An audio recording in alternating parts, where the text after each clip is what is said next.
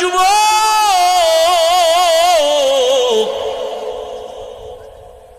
যৌবনটারে কোন কাজে ব্যয় করেছো? আল্লাহর আদালত থেকে পালাবার উপায় নাই। কয়দিন আর বাহাদুরি করবা? এমন জীবন গড়িয়া কবরে যাও যে দুনিয়ার সবাই তোমার মরণে কান্না করবে, দোয়া করবে। আকাম কইরা মোবাইল চালাইয়া চেহারাটারে নষ্ট করে ফেলেছ। চেহারার দিয়ে তাকাইলে মায়া লাগে না, অথচ যুবকের 40 বছর পর্যন্ত চেহারা নষ্ট হবে না, কোনো ক্রিম লাগবে না, মেডিসিন লাগবে না।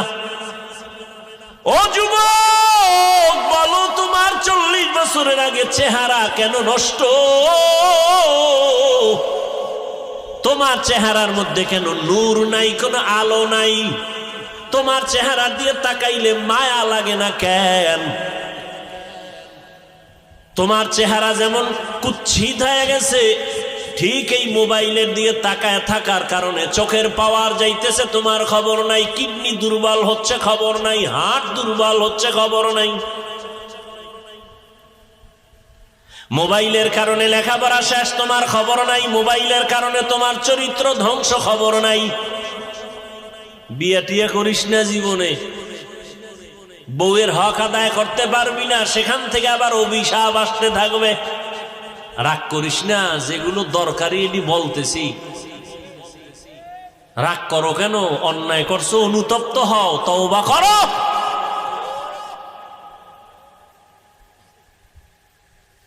স্ত্রীর হক আদায় না করলে সেখানে তুমি আসামি। সন্তানের হক আদায় করতে না পারলে তুমি আসামি।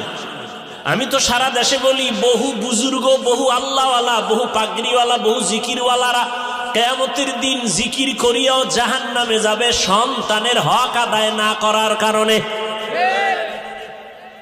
মাঝে মাঝে বলি, ওই তাবলীগওয়ালা, ওই পীরের মুরিদ, ও মক্কার হাজী, তোমার ইমানের পাওয়ার কত? কয় টের পাওয়া যাবে মাইয়া বলার বিবাহের সময়। হাজী সাহেবের ইমানের পার্সেন্ট কত? কয় টের পাওয়া যাবে মাইয়া বলার বিয়ার সময়।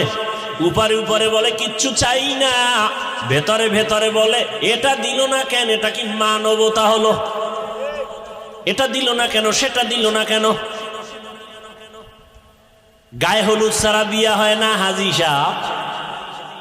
তুমি কিসের পীরের মুরিদ, কিসের তাবলীগওয়ালা?